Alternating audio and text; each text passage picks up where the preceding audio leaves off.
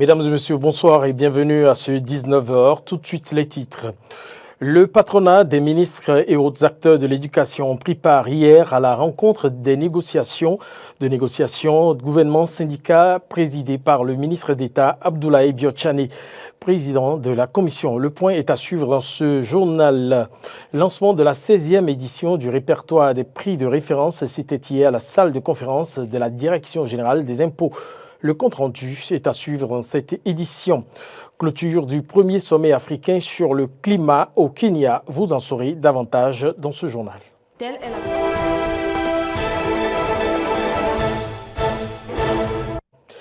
À nouveau, bonsoir. Démarrons cette édition par une brève sportive. Parlons football. Le Bénin ne sera pas du rendez-vous de la CAN 2023 qui va se dérouler en janvier prochain en Côte d'Ivoire. Et pour cause, le match qui a opposé les Guépards à l'équipe mozambicaine cet après-midi à Maputo s'est soldé par un score de 3-2, permettant ainsi au Mozambique de tirer son épingle du jeu et participer ainsi à la CAN prochaine.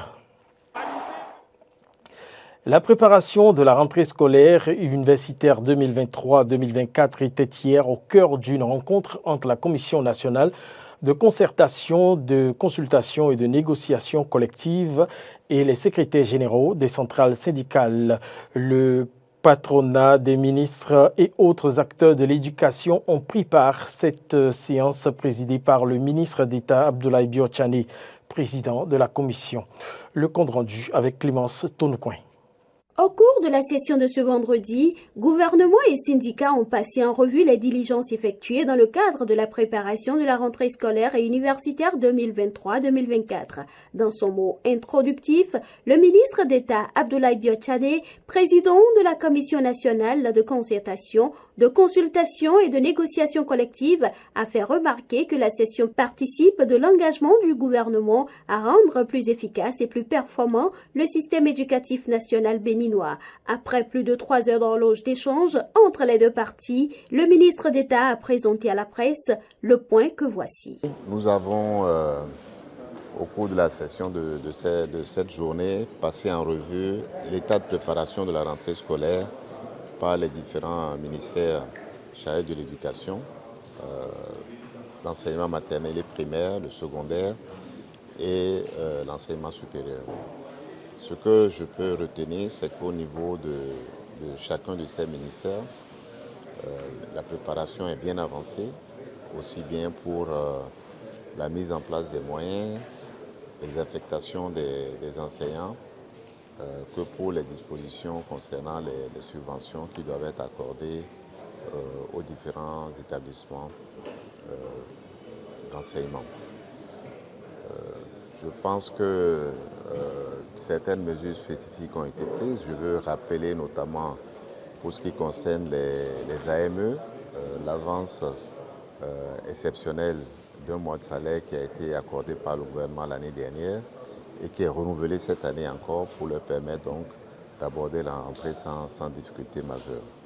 Les partenaires sociaux ne partagent pas l'avis du président de la commission, avis selon lequel la préparation de la rentrée scolaire et universitaire est bien avancée. Selon le secrétaire général de la Confédération syndicale des travailleurs du Bénin CSTB, le non-reversement des aspirants au métier d'enseignant, AME, la question des primes désormais saucissonnées sont entre autres préoccupations non encore résolues.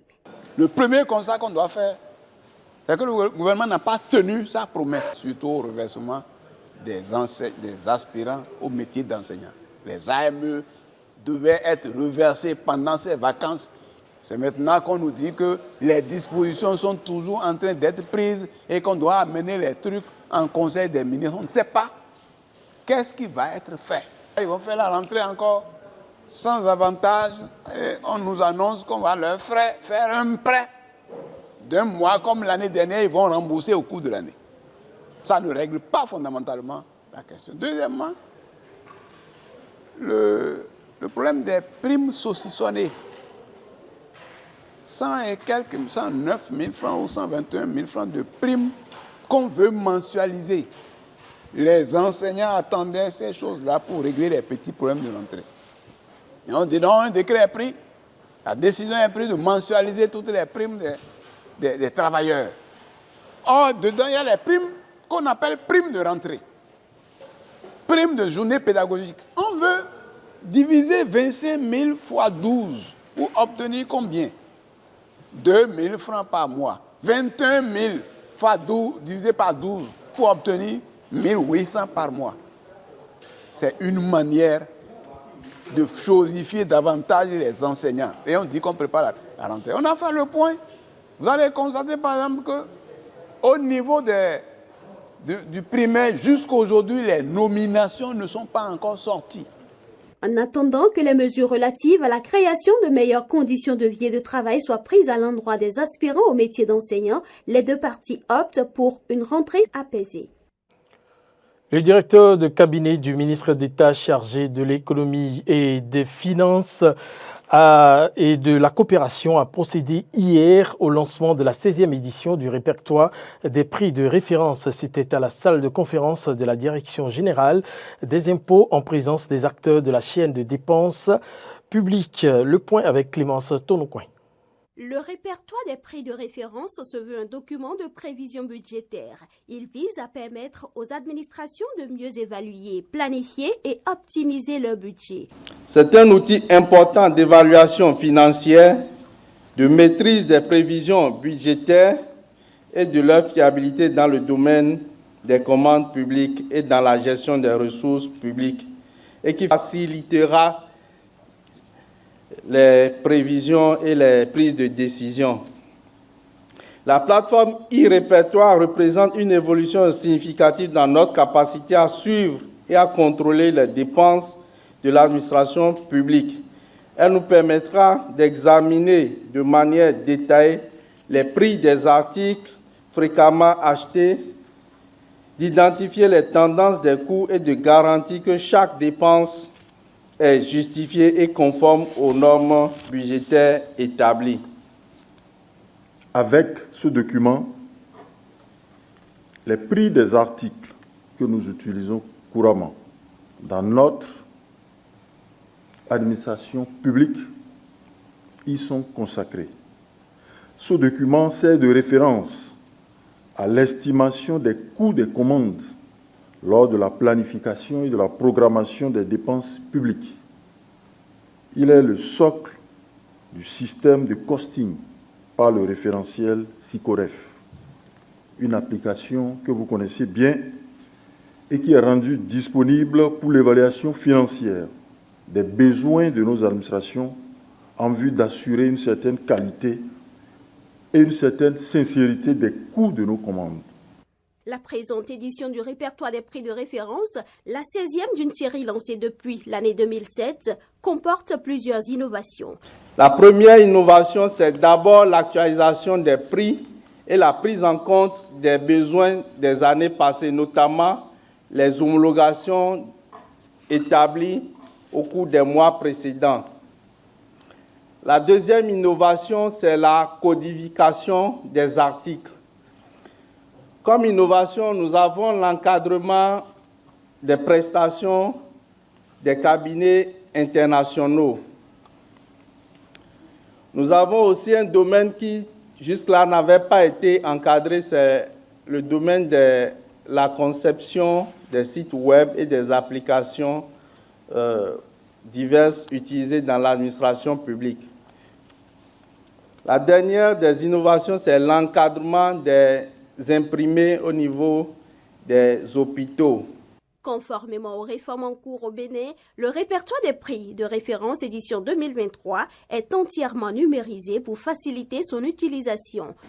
Avec la présente édition, il n'est plus besoin de se mettre à télécharger la version PDF du répertoire des prix.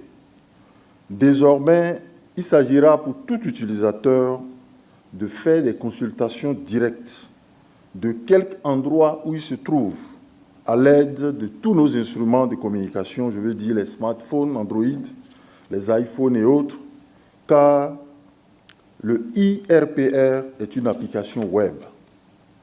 De plus, le IRPR offre l'option d'actualisation périodique des prix et de la liste des produits avec des possibilités de faire des suggestions en ligne et des commentaires.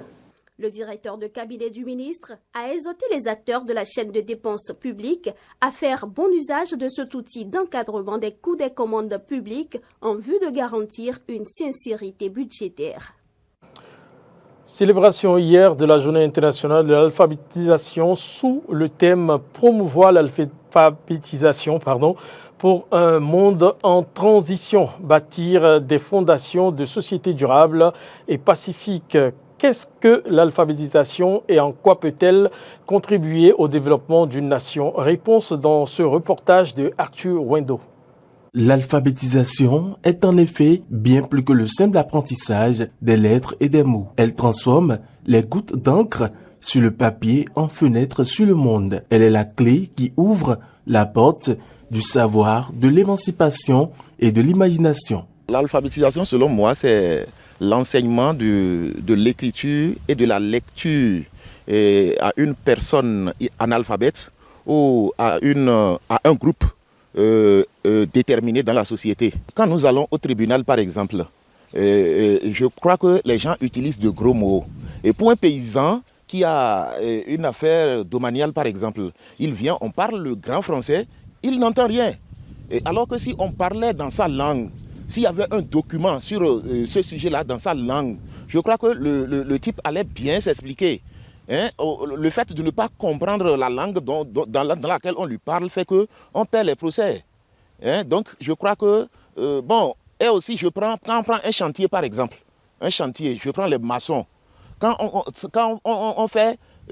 on voit des accidents partout. C'est surtout les analphabètes qui sont plus exposés à ces accidents-là. L'alphabétisation est la base du développement et de la compétitivité d'un pays. Elle est de ce fait un maillon non négligeable. L'alphabétisation contribue au développement d'une nation, pour ne pas dire des tribus. Et l'alphabétisation a des effets positifs sur la santé individuelle, sur la santé de toute une famille et sur la santé de toute une communauté. Si donc la communauté internationale a choisi cette année comme thème promouvoir l'alphabétisation pour un monde en transition, bâtir les fondations de sociétés durables et pacifiques, c'est pour remettre les pendules à l'heure. Le mot qui m'intéresse le plus dans cette affaire, c'est le mot promouvoir. Promouvoir, dans ce sens où il faut faire reconnaître à tout ce monde-là que l'alphabétisation est très importante. Je prends un exemple, une maman qui sait lire et écrire par exemple. Je crois que ces enfants ont une meilleure chance de bien grandir. Ces enfants ont une meilleure chance d'une bonne éducation. L'autre objectif de cette journée est de trouver des solutions au manque d'accès à l'éducation et à l'alphabétisation dans le monde. Clôture du premier sommet africain sur le climat au Kenya. Cette rencontre a permis de lancer les 4 prochains mois les plus chargés de l'année pour les négociations climatiques. Une Afrique autosuffisante grâce à l'énergie renouvelable. Telle est la position qu'a soutenue l'hôte du sommet africain du climat 2023, William Ruto, lors du discours d'ouverture de l'événement qui s'est tenu à Nairobi. Et si le président kényan s'est montré si déterminé, ce n'est pas un hasard. La question des changements climatiques est un enjeu majeur, d'autant plus que les Africains sont les premiers à subir les conséquences directes de ce mal. Situation ironique, alors qu'ils sont les moins émetteurs de gaz à effet de serre. L'Afrique peut répondre à tous ses besoins énergétiques grâce aux ressources renouvelables. Le continent dispose d'un potentiel suffisant pour être entièrement autonome grâce à un mélange de vent, de soleil, de géothermie, de biomasse durable et d'hydroélectricité. En Afrique, nous pouvons être un centre industriel vert qui aide d'autres régions à atteindre leur stratégie net zéro d'ici 2050. Une vision que beaucoup de pays ont partagée. Si la présidente de la Commission européenne, Ursula von der Leyen, a affirmé l'intention de l'Union européenne de fournir son aide à l'Afrique, les États-Unis d'un autre côté parlent d'une aide de 30 millions de dollars à l'Afrique. En outre, dans le cadre de la mise en œuvre des préparatifs, j'ai le plaisir d'annoncer aujourd'hui que nous allons fournir 30 millions de dollars supplémentaires pour des efforts de sécurité alimentaire résistante au climat dans toute l'Afrique. Cependant, la plus grande annonce de l'événement reste celle du président de la COP28 qui se tiendra dans quelques mois à Dubaï. 4,5 milliards de dollars débloqués par les Émirats arabes unis dans le cadre du développement des énergies vertes en Afrique. En œuvrant ensemble, nous déploierons 4,5 milliards de dollars qui catalyseront au moins 12,5 milliards de dollars supplémentaires de sources multilatérales, publiques et privées. C'est notre ambition de lancer un nouveau partenariat innovant pour faire démarrer rapidement une série de projets d'énergie propre éligibles à des financements sur ce continent très important. Organisé parallèlement à la Semaine africaine du climat qui se clôturera vendredi prochain, le Sommet africain pour le climat a, pendant 3 jours, offert aux participants une plateforme d'échange sur les solutions climatiques, les obstacles à surmonter et les possibilités offertes dans les différentes régions en vue de révéler le potentiel du continent africain de devenir une puissance émergente en matière d'énergie renouvelable. Le sommet africain a lancé les négociations internationales sur la fin des énergies fossiles qui devraient se conclure en marge de la COP28 à Dubaï en fin novembre de cette année. Mesdames et messieurs, c'est la fin de cette édition. Merci de nous avoir suivis. Restez connectés à nos programmes sur la télévision Eden et Diaspora FM ainsi que nos chaînes d'information digitale. Merci.